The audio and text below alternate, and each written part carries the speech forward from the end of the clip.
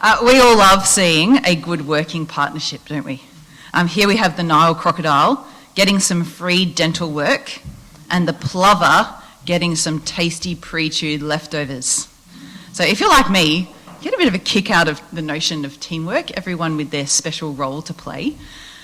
But when someone hands me a particular role, without me having any say in it, I feel not so inspired. Now, the idea of anyone having a fixed role to play goes against the grain of our very individualist culture. And just to demonstrate how ingrained this is, we're going to play a game. So I'm going to describe to you the plot of a Disney movie that's been made sometime in the last 40 years, and you have to guess the title.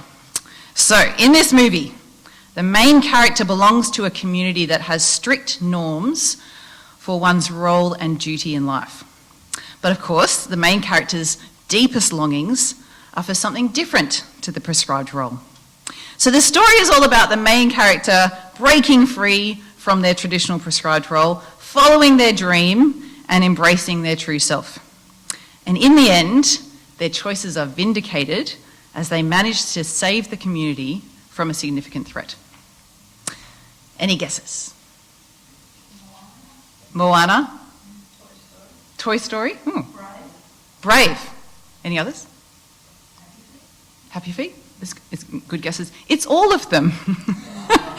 I could have been describing any of those ones that you mentioned, The Little Mermaid, Aladdin, Frozen, even some of the newer ones, Elemental, Luca, High School Musical. This narrative is the narrative of our time. It's the narrative our children are raised on, and it's a narrative about rejecting the role you were born into and finding a more authentic self. There's a particular strand of feminism I'm calling Disney feminism. And it argues, like every Disney movie, that having a prescribed role as a woman is very limiting. Roles stop you from pursuing what inspires you, and it squashes that essential you. And because we don't really believe that all roles are equal or equally valuable, roles divide us. So if the men always get to be the crocodiles and we're stuck being the plovers, when we all know that the crocodile role is cooler, well then that's going to lead to conflict and estrangement.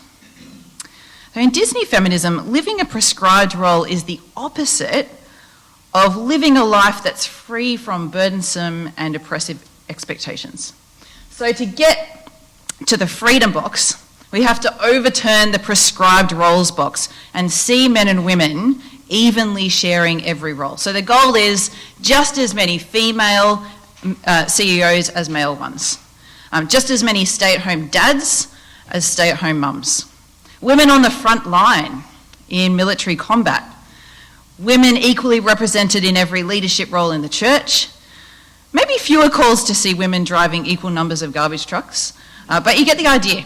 True freedom and respect will only come about when there's no differentiation in the roles between men and women. Now, included in this freedom is freedom from roles prescribed by our biology. So technologies such as birth control and abortion legislation are seen as key liberators, game changers for women, because it means we can be free from the role of bearing children, which nature has dictated for us. So only then will there be an end to all the arbitrary divisions between men and women. And before we go on, let's acknowledge what's true about this Disney feminist understanding. I'm going to actually give you a moment to share with the person next to you one prescribed role for women that you've come across, something that's just assumed about what women will do or how they'll be, maybe in your family, or in pop culture, or in the church, or wherever. Choose something that really grates, that you find really limiting, maybe even oppressive. Here's mine. When I see stuff like this shared on the internet, I feel like the role being prescribed for me as a Christian woman is one where I will always be quietly contemplative, a serene look on my not too heavily made up but still perfect looking face, free from any distress and struggle, that are actually being faced by God's people when they penned those psalms, and it gets to me. It's so limiting. There are plenty of unhelpful things about prescribed roles for women, so we get it. And yet we seem a bit lost when we are without a role entirely. Have you ever had a job with a very vague job description? What happens? Usually exploitation. You're expected to do anything you're asked to, and at those times you wish that your role was a little more carefully defined. Without a clear role, we can find ourselves feeling a little purposeless. In the times we transition from one role to another, we can feel lost. As our society has rejected traditional roles for men and women, we can see lots of positive changes and new freedoms for women. But we can also see some areas of concern. We see that for our youth, for example, the burden of forging their authentic identity anew each day, especially online, even choosing which of the officially recognised 72 genders one might identify with, it's a bit discombobulating. The sexual revolution that began in the 60s helped to dismantle traditional marriage, which was seen as patriarchal, authoritarian, and constraining. But what have we replaced it with? Well, just another constraining role for some women, really. Elizabeth Oldfield writes in this book, which you are welcome to borrow, this year, I had 3 conversations with women in their 30s who were increasingly dissatisfied with their situations, but didn't know how to ask for more and still sound chill. Women agonising over how to be chill around men has a specific ability to pique my feminist rage. Not at them, but at a culture that has told them what they want is shameful. That their desire to love and be loved by one person to raise children is uncool. They are derided, labelled needy or emotional or desperate. Casual sex and continually delayed couple formation have been sold as life-giving, but at least for a large chunk of my single female friends, it no longer feels that way. So there are people out there questioning whether throwing off all these traditional roles has actually brought the kind of freedom we were hoping for. In contrast to some of the roles we invent for the sexes, the roles God calls men and women to are, for the most part, not heavily prescriptive or limiting, but dignifying and sacred. They contribute to a steady identity without consuming us as individuals.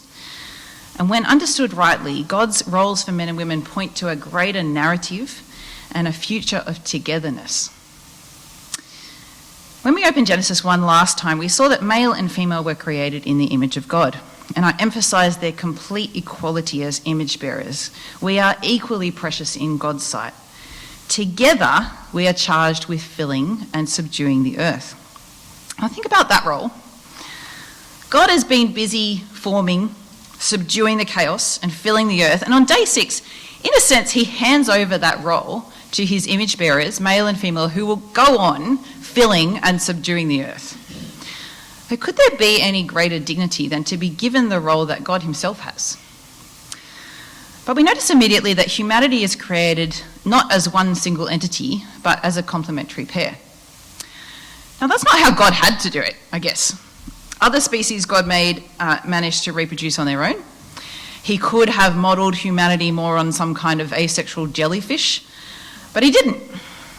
That would not have been a being in his image. And male and female are not the first complementary pair to appear in the creation account. As God orders the chaos in creation, we find these pairs, day and night, sea and sky, water and dry land. And within each of these pairs, I think you can see you have beauty in each differentiated thing. So the day is beautiful and the night is beautiful. But when they come together, that's next level beauty, isn't it? The sea is wonderful, so is the sky. But gazing at the horizon, the place where they meet, or seeing the sky reflected in water, that's something else again. It's where the waters meet the dry land that we get some of the most incredible landscapes on the planet and the most expensive property. It's the interplay of these pairings that we find particularly captivating. And so it is with men and women. They each have their own beauty, but when they come together in partnership, That's a different order of magic altogether. Now, you don't have to open a Bible to see that men and women are a little different from one another. There are general patterns we see in physical characteristics, in neurology, in our interests. In the centre are the differences that should be the easiest to accept based on the evidence, that male and female have different chromosomes and complementary sex organs, that men are on average taller, faster and hairier, that women have the lighter frame and a womb. But today we live in a culture where even these basic facts of biology are being denied. How dare you suggest that my biology determines anything about me? Now, once I watched a documentary about a female trail runner who had set her sights on beating the male record for the long trail, which is a 440-kilometre mountain trek through the state of Vermont. Now, why not be happy with just breaking the women's record, you ask? Well, to her, it's about proving that women can keep up with the boys. Proving to the media and to young girls everywhere that women have an equal place in professional sports. Now, I suspect few of us here tonight are tempted to try and break an ultramarathon record. Looking at Carol. But I think I still fall into the habit of thinking about equality according to those principles. If a girl can run as fast as a boy, can dig as deep a hole, can solve maths problems with the same ease, then that makes us just as good as the boys. That makes us equal with the boys. But that's not biblical thinking. Our worth as a human being is not related to our abilities, our physical prowess, nor our function. Our worth is bound up in the unchangeable and undeniable fact that we are made in the image of God. There is nothing left to prove. And the moment we try to base our equality on anything less than being image bearers of God, we're settling for the world's definition of equality. And we're playing a game that Genesis 1 says, I don't have to play. Now, as we move out from the centre, the differences are less obvious and they amount to more general patterns. So here's an infographic charting some of the differences in the male and female brain. If you are a neuroscientist, you might quibble about the terminology. There's some differences of opinion, but you get sort of the general idea of some of the key differences. I'll just give you a minute. That's kind of interesting. Particularly the grey matter, white matter thing. I don't think I'd really heard that before.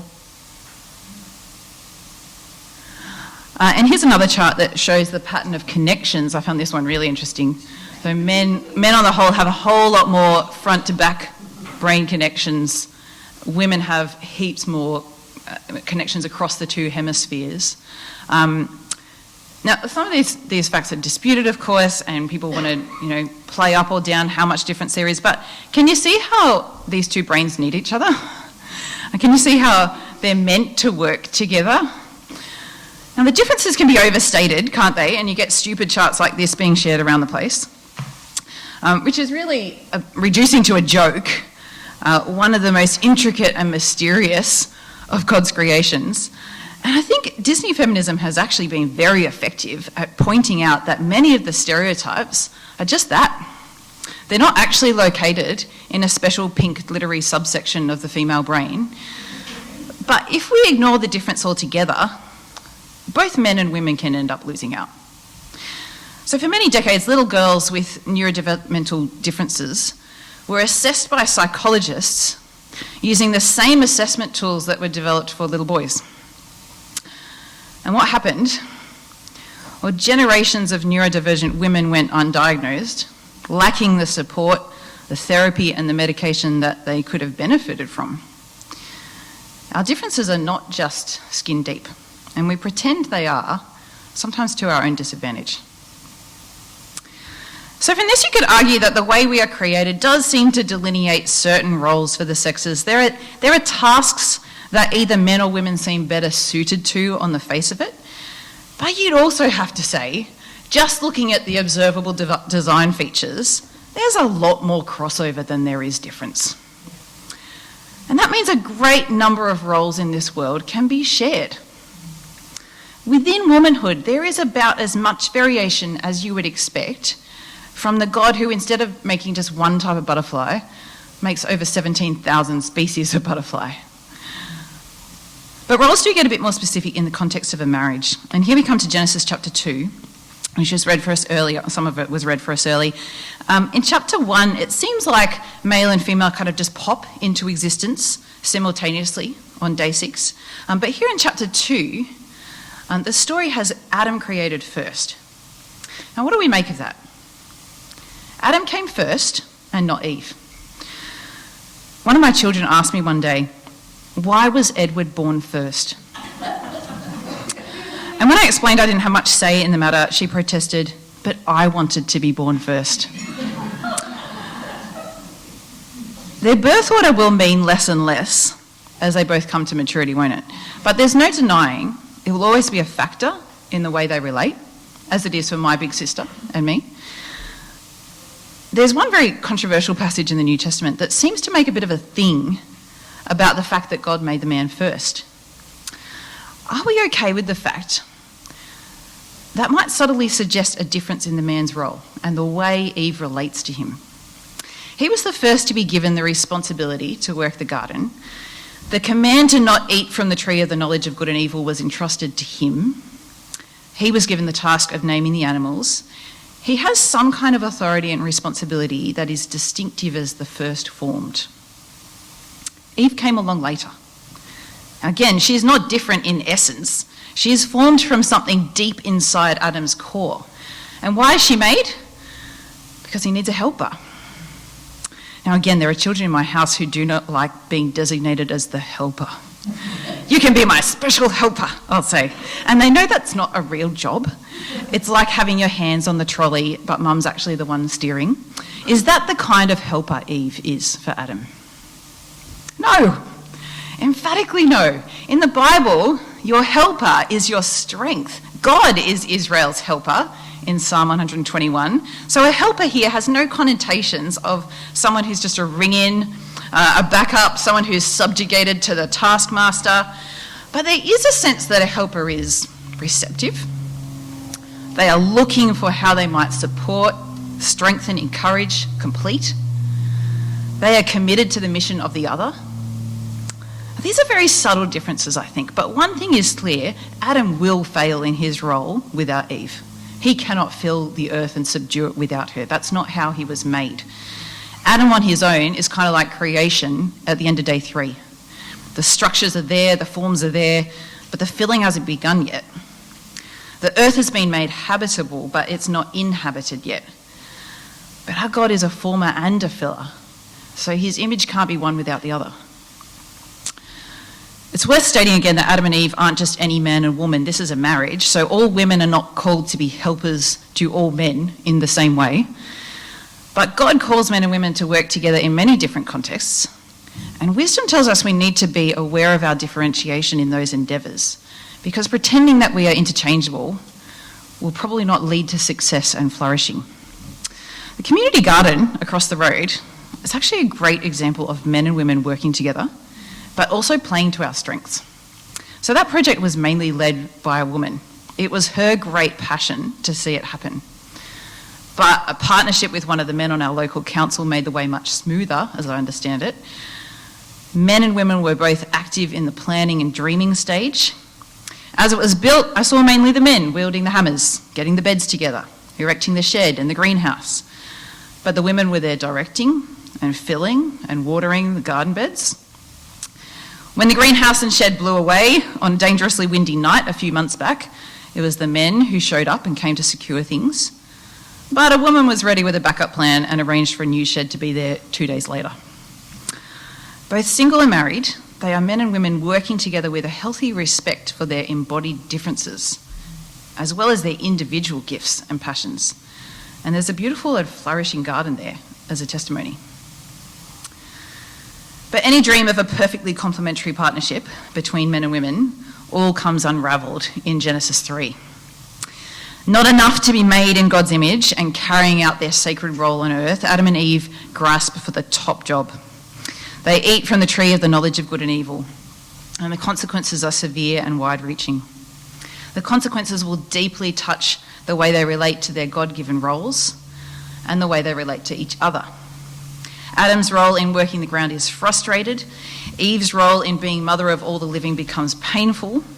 Instead of harmony and honour, their relationship will now be tainted by an ongoing power struggle. Eve will try to usurp his role. Adam will try and squash her down. It's an ugly new pattern that will be copied down through the ages in every culture, in every place. And we'd be stuck with that pattern were it not for Jesus. The new Adam, as the Bible calls him, a new kind of human.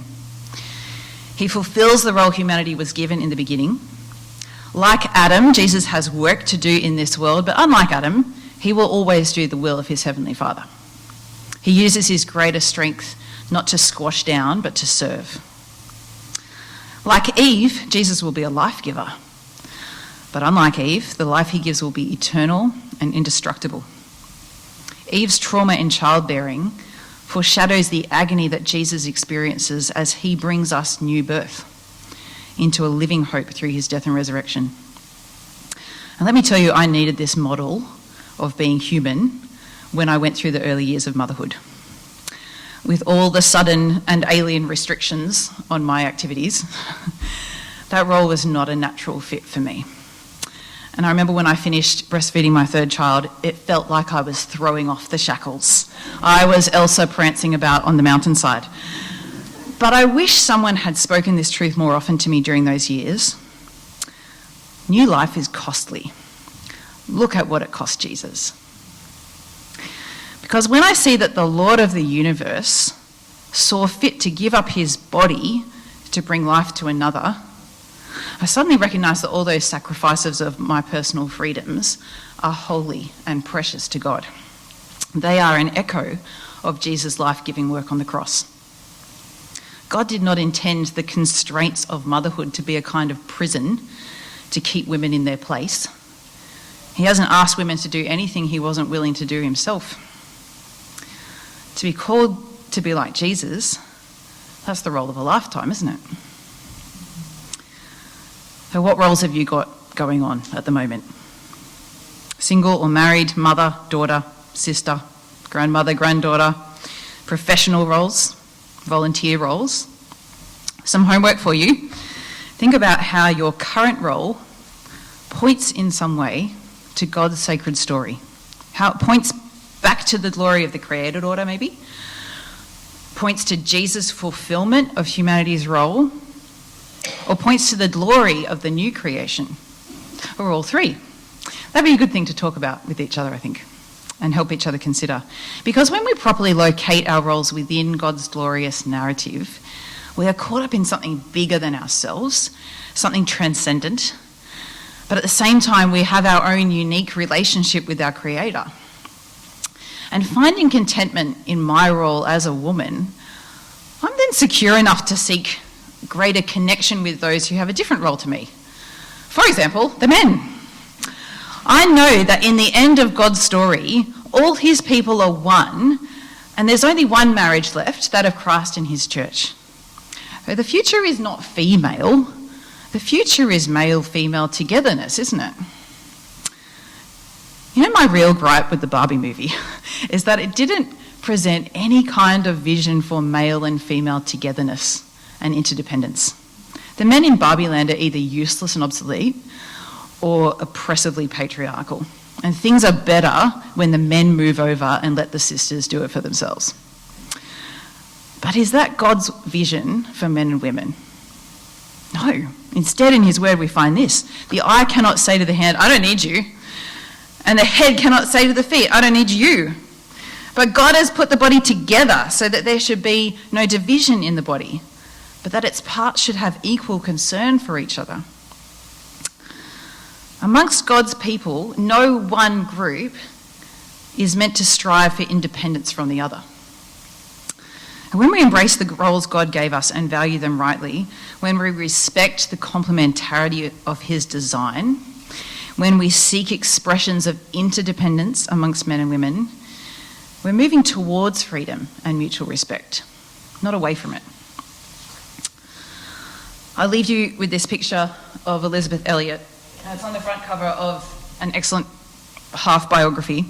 It's 1950-something. Recently widowed Elizabeth Elliot is heading off into the Amazon, her 2-year-old daughter in the sling.